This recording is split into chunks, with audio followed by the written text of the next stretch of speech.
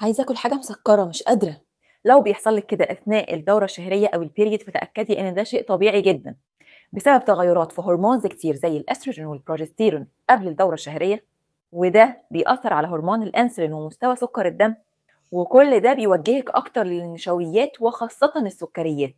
وسبب تاني كمان مهم جدا هو إن النقل العصبي السيروتونين اللي بيحسن المود بيقل في الفترة دي، فالمخ يفضل يدور على إيه ممكن يحسن موده فبيروح للسكريات والنشويات. وخدي بالك ان كل حاجة بتشتقيها في الفترة دي خاصة ليها معاني كتير، وجسمك بيحاول يوصل لك رسالة معينة.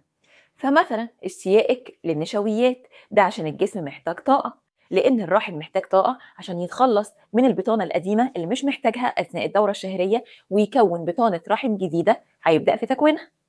اشتياقك للشوكليت، والجسم هنا بيحاول يقولك ان هو محتاج مغنيسيوم، وعشان الكاكاو فيه مغنيسيوم كتير فبيخليكي تاكليه.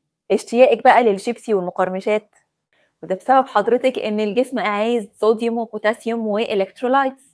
وكل الارتفاعات والانخفاضات في الهرمونز والنواقل العصبيه طبعا بيأثر على مودك ويخليكي تشدي الستاره على العالم كله. والحل ايه؟ اكتبي لي تحت الفيديو التعامل مع الشهيه اثناء الدوره الشهريه عشان اعمل الفيديو اللي فيه ازاي تتحكمي في شهيتك اثناء الفتره دي. فانت طبيعيه خالص، ما تقلقيش.